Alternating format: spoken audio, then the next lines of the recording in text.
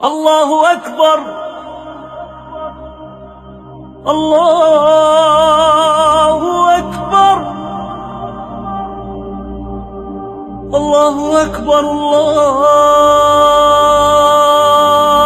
اکبر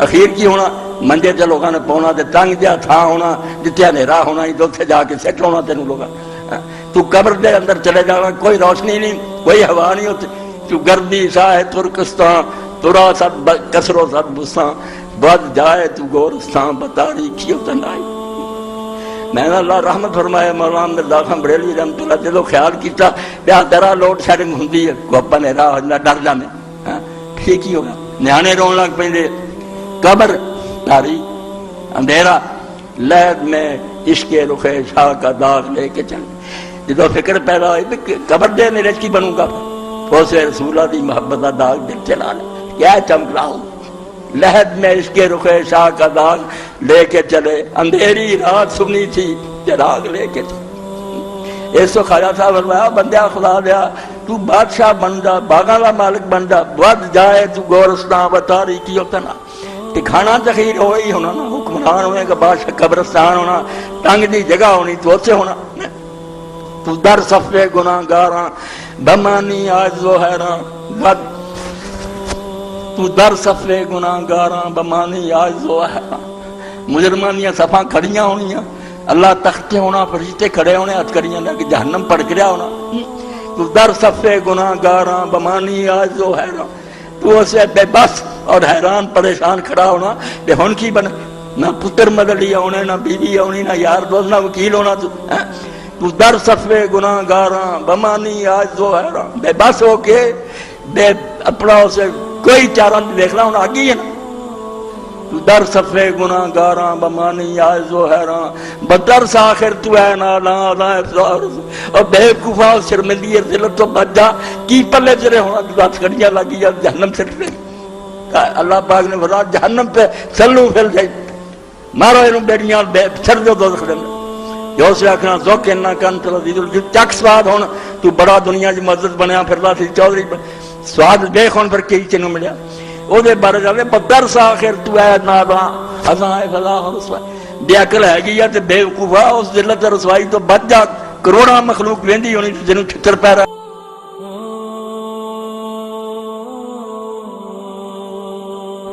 تیرا اب تو سوا کوئی نہیں سنتا توحید وہابی بڑھیا کر توحید وہابی بڑھو اے جنت کا بالا سنت دی محبت آئے تو بڑے لی بڑھو کہ رسول اللہ دی شان بھی پہچانو ایویں نہ کیا کرو کہ نبی میرا بشر ہے بشر بشر نہیں اور ٹھیک ہے کہ بشر ہے مگر سید البشر ہے نہ ہوتا اللہ کوئی جمنیا تو نہ جمنا اتنے انہوں دی منو تے صحابہ کرام دی گل آئے کوئی گل نہیں سپاہے صحابہ بھی سچی ہے کہ رسول اللہ نے یار یہ ساتھی نہ مل جائے دین کی طرح پھیل مر گیا سب کو لٹاتا وہ بھی منو حسبک اللہ میں تواکا من المومین اللہ اللہ تیرے لیے اللہ کافی ہے تے وہ ساتھی کافی ہے جڑے تیرے پیرو اللہ نے اپنے نال رایا کہ ساتھی بھی تینوں میرے ارگے لبے بالکل قربان ہے تے جدوں اے باری آوے تے نبی پاک دا خاندان کو ایرے گہرے دا خاندان وہ شیعہ ہو جایا کرو کہ آل البیت دا برابر ہی کوئی کرے اے ساری تقسیم کار ہے اللہ نے مزدوراں دا کام دتا بن تے سارے اپنی ڈیوٹی دے رہے بندے بن کے رہن پیار نہ ایک دوسرے ساتھی نہ لارن قصہ کوئی نہیں صرف فطور ٹھڑنا لالچ نے برباد کیتا تے بربادی ہو گئی ہے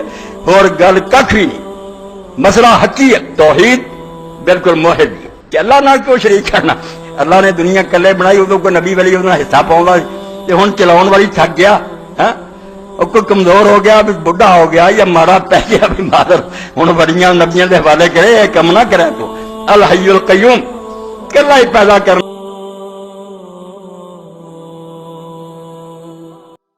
اس لیے مسلم کی حیثیت کو تو پہلے پہچانو، ذمہ داریاں تو بعد کی بات ہے کہ مسلم کریں گے. مسلم کون ہے؟ مسلم جو حضور کو آخری نبی مانتا ہے، جو اس عقیدے کو مانتا ہے اس بیچارے کو نہ کہیں کہ یہ ہمارا بھائی نہیں، اس کو کافر کوئی نہ کہے. اس کی مسجد میں جائیں، نماز پڑھیں، صاف سن لیں، میں نے کتاب اس پر لکھی، میرا اعلان ہے کہ کوئی ملا مولوی 4 امام جو گزرے ہیں پہلے اہل سنت کے، ان کی فتویٰ دکھائے. ان کے زمانے میں یہ سارے گروہ پیدا ہو گئے تھے، خارجی پیدا ہو گئے تھے، رافضی پیدا ہو گئے تھے، مرجع مذہب. کسی امام نے فتویٰ نہیں دیا کہ ان کے پیچھے نمازیں نہ پڑھیں. یہ متاثرین کی ایجاد ہے. مولانا عبداللہ لکھنوی رحمۃ اللہ، یہ ساری کتابیں جو فقہ کی بھر دی ہیں، فلاں مسلمان نہیں ہے اس کے پیچھے نماز، یہ بعد کے لوگوں کی شرارتیں ہیں. ہمارے بات جانتے تھے کہ ان میں سے کوئی کافر نہیں، یہ ہمارے بھائی ہیں. کچھ مسئلوں میں غلطی ہو سکتی ہے، اس لیے پہلے تو میں نے جو بات آپ کے سامنے عرض کی کہ مسلم بات ہے، باحیثیت ہے مسلم ہماری. پہلا مسلم کی ڈیفینیشن کریں، مسلم ہے کون؟ جو اللہ کو مانتا، اللہ کے رسول کو آخری نبی مانتا، مسلم. اس کی تکفیر کا اور اس کو کافر کہنے کا کوئی نہ سوچے. جس نے کہا وہ خود ملا کافر ہو جائے گا. تو ایک کلمہ کو کافر کہتا، کسی کو کافر نہیں کہنا. ہمارے دینی بھائی مسلمان، کسی مسجد میں نماز کا وقت ہے، جو پیشانی پر پڑے گا کہ اس میں لکھا حنفی دیوبندی، حنفی بریلوی، اہل حدیث، یا میں یہاں نماز نہیں پڑھوں گا، اس کی کہیں بھی نماز نہیں ہو. یہ مردود اور لعنتی آدمی ہے. کیوں پڑھا تجھ نے اوپر؟ جا مسجد میں داخل ہو، قبلہ رخ نماز پڑھ رہے ہیں، قرآن تلاوت کر رہے ہیں، پیچھے کھڑا. کسی دین میں نہیں آیا کہ امام کا عقیدہ جو ہے اس کو دریافت کرے. یہ ان کی اپنی شرارت ہے مولویوں کی. عقیدہ اس کا کوچ ہو، اللہ کو حساب دے گا. ہمیں صرف دیکھنا ہے کہ وہ رکوع سجود ٹھیک کر رہا، قرآن صحیح پڑھ رہا، قبلہ رخ ہے.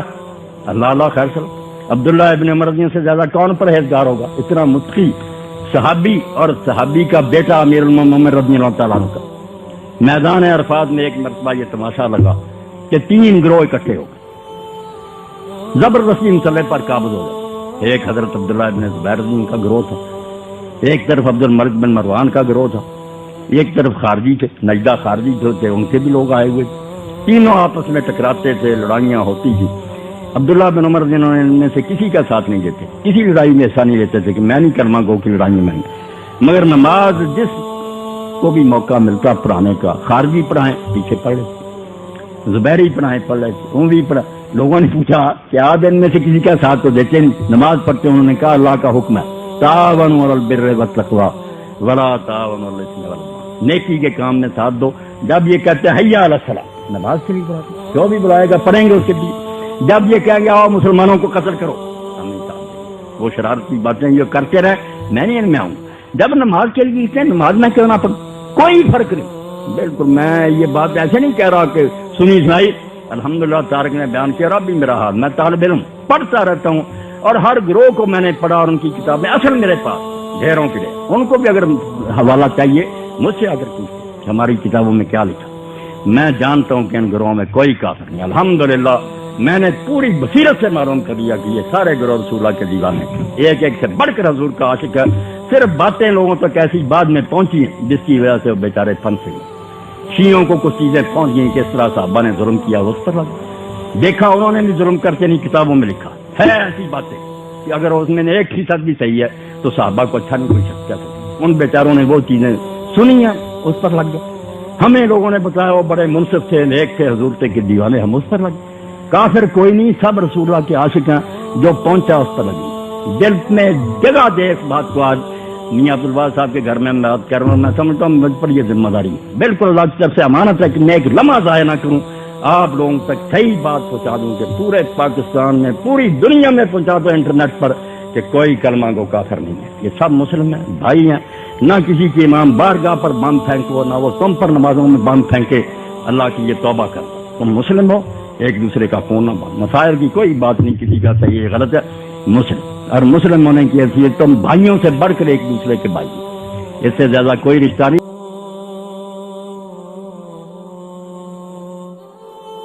اس لیے اللہ کا خوف کرو. جو صدیوں سے مسلمان چلے آ رہے ہیں، ان کے باپ دادے لا اللہ پڑھتے، آپ ان کو قتل کر رہے ہیں. مسلم بنے، اور مسلم وہ ہے جو حضور کو اپنا آقا مانتا. بس ہم نہیں دیکھیں گے وہ کون سے فرقے کا، کس نسل کا، کس ساری باتیں پاؤں تلے راؤنڈ ڈالیں گے. جب اس نے کیا کیا جیسا آقا کو تو مانتا میں بھی اس کو مانتا. ہمیں اس کے سوا کوئی شے نہیں چاہیے. در دل مسلم مقام مصطفیٰ آبروئے نام. یہ عبدالواحد صاحب ناظم ہونے کی وجہ سے کوئی حیثیت نہیں رکھتے, یہ کونسلر ہونے کی, میں مولوی ہونے کی کوئی حیثیت, کوئی میری شان نہیں. میری اور آپ کی سب سے بڑی عزت ہے کہ ہمارے سروں پر خاک ہے رسول اللہ کے قدموں, ہم حضور کے دامن سے چمٹے ہوئے ہیں. یہ اتنی بڑی دولت اللہ کی قسم جس کا ہم کوئی بدلہ ہی نہیں دے سکتے. اللہ نے جو انعام کیا کوئی بدلہ دے سکتا. اور جب میں خواجہ حافظ شیرازی کا یہ شعر پڑھتا ہوں, حافظ صاحب نے ایک موقع پر کہا نہ تنہا من براں گلے عارض غزل سرائے بس کہ اندریب تو از دھرت تر ہزاران. اپنے پیارے کو کہتا ہے کہ صرف اس پھول پر میں ہی صرف بلبل نہیں ہوں. نہ تنہا من بڑی گلے عارض غزل سرا, میں نہیں صرف اکیلا تیری تعریف کرا, بات حضور کی ہے کہ اندریب تو از ہر طرف ہزاران. جدھر نظر دوڑاتے ہیں ہزاروں بلبلیں ہیں جو کیا کریں گے, تعریفیں کر کر کے تھک گئے, شاعر تھک گئے, عالم تھک گئے, اور رب کی قسم وہ سمندر میں سے قطرہ بھی نہیں بیان کرتے. ساری عمریں گزر جائیں حضور کی شان نہیں بیان کرتے. جو مرتبہ حضور کو اللہ نے دیا, اور میں نے دیکھا کہ اس بارے میں امت میں سے کسی نے کوتاہی نہیں کی. یہ ہماری بدقسمتی ہے کہ کچھ لوگ کہہ دیتے ہیں یہ وہابی اور اہل حدیث لوگ یا دیوبندی گستاخی کرتے ہیں, وہ کہتے ہیں بریلوی کر. جھوٹی بات. ان میں سے جس کا آپ پڑھیں گے آپ کو پتہ چلے گا کہ ان میں سے ایک سے بڑھ کر دوسرے سے زیادہ حضور کی عزت کرے. کوئی بے ادبی نہیں کر رہا, اپنا اپنا انداز ہے, سب حضور کے دیوانے ہیں. یہ ایک گلاب کے پھول پر بلبلیں ہیں جو چہک رہی ہیں, اپنا اپنا انداز. اب دیکھیں جب ہم مولانا حضرت احمد رضا خان رحمۃ اللہ علیہ کی طرف جاتے ہیں, کوئی کسر چھوڑی, کیسا بیان کیا انہوں نے, تیرے خلق کو حق نے عظیم کہا, تیری خلق کو حق نے جمیل کیا. دو باتیں ہوتی ہیں انسان میں, ایک خلق ایک خلق. خلق نظر آتا ہے, یہ چہرہ مورا جو ہے شکل صورت یہ خلق ہے, اور اندر جو ہے کریکٹر صبر شکر رضا تسلیم جو اندر خوبیاں وہ خلق. وہ کہتے ہیں قرآن میں جب پڑھتے ہیں, فاضل بریلوی رحمۃ اللہ علیہ کہتے ہیں تو کسی کی تعریف میں اللہ نے یہ کہا انک لعلی خلق عظیم, تیرے خلق کو حق نے عظیم کہا. عظیم سے آگے عربی میں کوئی لفظ نہیں ہے. وہو العلی العظیم, جب کسی کی عظمت بیان کرتے ہیں کتنا مرتبہ اس کا, العظیم الذی لا منتہا لعظمتہ, جس کی شان کے آگے کوئی حد نہیں ہے. عظیم, تیری خلق کو حق نے عظیم کہا, تیرے خلق کو حق نے عظیم کہا, تیری خلق کو حق نے جمیل کیا. ظاہری شکل بھی ایسی بنائی کہ جس صحابی نے 14ویں رات کا چاند چمک رہا تھا, حضرت جابر بن سمرہ رضی اللہ عنہ فرماتے ہیں میں نے دیکھا حضور نے اس وقت سرخ جوڑا پہنا ہوا تھا, میں کبھی چاند کی طرف دیکھتا کبھی حضور کی طرف دیکھتا, اللہ کی قسم حضور مجھ کو چاند سے زیادہ خوبصورت لگتا. تیرے خلق کو حق نے عظیم کہا, تیری خلق کو حق نے جمیل کیا. کوئی تجھ سا ہوا ہے نہ ہوگا شہا, تیرے خال کے حسن و ادا کی قسم. جس نے تجھ کو پیدا کیا میں اس خدا کی قسم سے کہتا ہوں. مولانا رضا خان کہتے ہیں کہ نہ تیرے جیسا کوئی بنایا نہ بنائے گا. کوئی تجھ سا ہوا ہے نہ ہوگا شہا, تیرے خال کے حسن و ادا کی قسم. پھر ہم دیوبند کی طرف گئے کہ تم لوگ کیا کہتے ہیں. میں نے دیکھا کہ جس شخص نے دیوبند کی بنیاد رکھی تھی مولانا محمد قاسم نانوتوی رحمۃ اللہ علیہ. اب جو ان کا پڑھے گا اسے پتہ چلے گا کہ ان میں سے ہر شخص رسول اللہ کا کیسا خادم تھا, کیسا محاذ اس نے سنبھالا ہوا تھا. جو دین پر حملہ کا حاضر ہوتا تھا یہ اللہ کے دین کے ڈیفینڈر تھے, محافظ کھڑے تھے, سر کچلتے. سوامی دیانند کھڑا ہوا, پادری فانڈر کھڑا ہوا, مولانا محمد قاسم نانوتوی اللہ میں آ گئے, ان کو بھاگتے اور راستہ نہیں ملا. اب انہوں نے لمبا قصیدہ کہا جس میں کہتے ہیں کہ اگر اللہ کے رسول لگاتا ہاتھ نہ پتلے کو بل بشر کے خدا, اگر وجود نہ ہوتا تمہارا آخر کار. اگر آدم علیہ السلام کی نسل سے حضور آپ نے نہ پیدا ہونا ہوتا اللہ آدم کے پتلے کو کبھی ہاتھ نہ لگا. اللہ نے کیوں آدم کو بنانا تھا. لگاتا ہاتھ نہ پتلے کو بل بشر کے خدا, اگر وجود نہ ہوتا تمہارا آخر کار. اور جب قصیدہ ختم ہوا 2-3 صفحے کا, بڑی لمبی نعت ہے, اور آخر میں جو تمنا ظاہر کی. اب نالائق لوگ کہتے ہیں, اگر میں کہتا ہوں میں سگے مدینے کا کتا, یہ کئی حدیث اعتراض کرتے ہیں تو نفاق جانور. بھائی عقل کریں, یہ محاورہ ہے, جو کتا نہیں بننا چاہتا آج ہی کی بات کہتا کہ حضور کے دربار کا میں کتا ہی بن جاؤں. وہ پاک ناپاک کی بحث میں نہیں پھنسا ہوا, آپ اپنی نالائکی سے بحث میں الجھتے ہیں. تو مولانا نانوتوی رحمۃ اللہ علیہ فرماتے ہیں امیدیں لاکھوں ہیں. آپ ذرا صبر سے سنیں, میں میاں عبدالواحد صاحب کا شکر گزار ہوں, مجھے موقع دیا. یقین جانے رسالت مآب علیہ السلام کا تذکرہ میری رضا ہے, میں سمجھتا ہوں نالائق ہیں جو حضور کی امت میں ایک دوسرے کو لڑاتے ہیں. آپ کا امتی ہونا کوئی چھوٹی بات ہے؟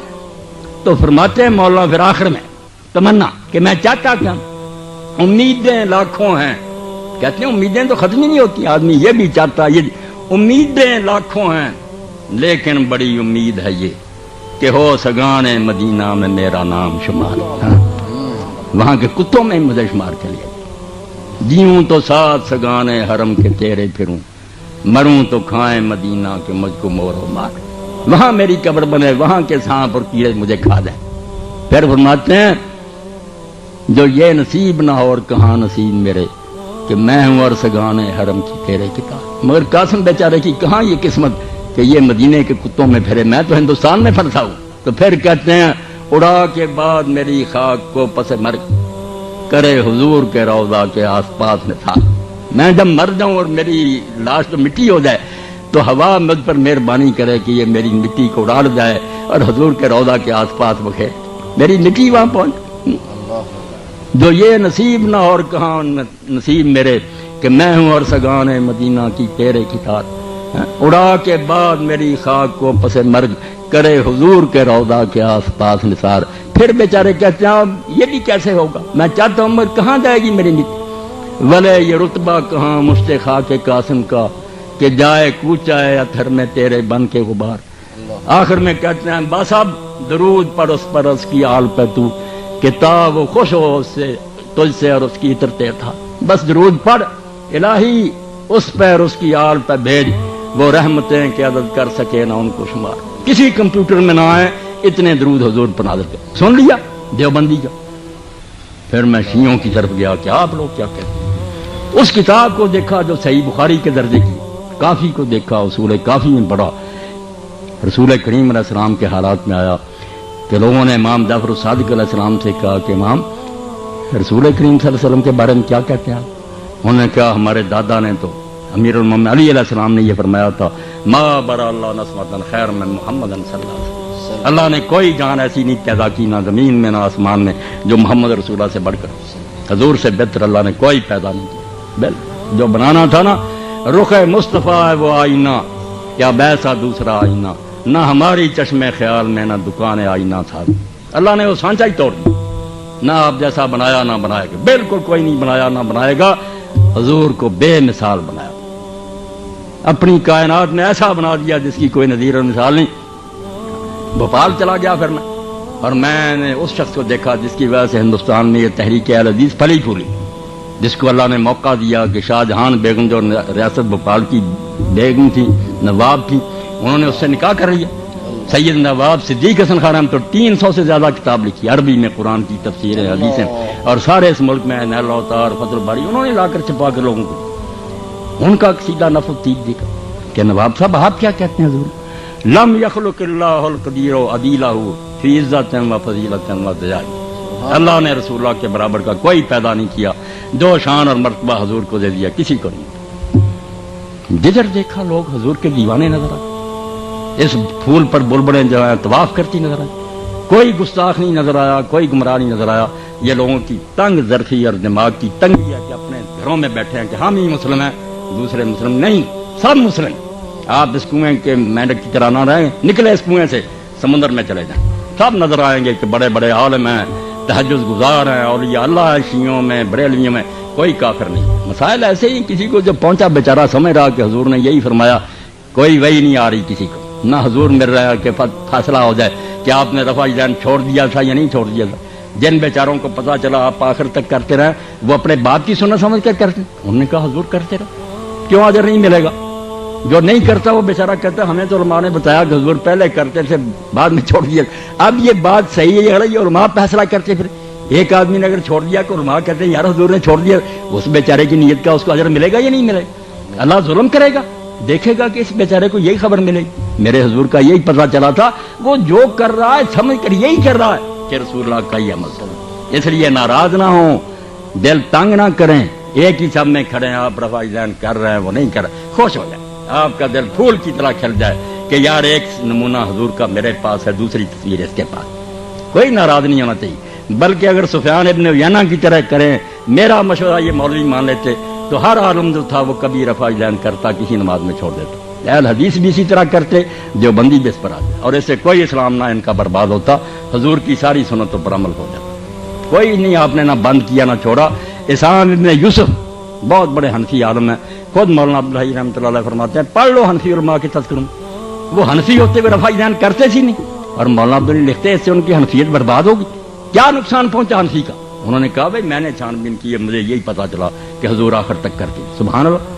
میں صرف یہ کہہ رہا ہوں کہ آپ چھوٹی باتوں کی وجہ سے اس رشتے کو نہ قطع کریں جس نے ہم کو جوڑ رکھا ہے. حضور کو ماننے کی وجہ ہم ایک ہے، اس پر کینچی نہ چلائیں. جو آپ کو ملتا آپ اس پر عمل کریں، دوسرے بھائی کو بھی جینے دیں. آپ دل کھلا کریں کہ وہ بھی الحمدللہ حضور کا طریقہ سمجھ کر رہا ہے، میری اس کی کیا دعوت. بالکل خوش ہونا چاہیے.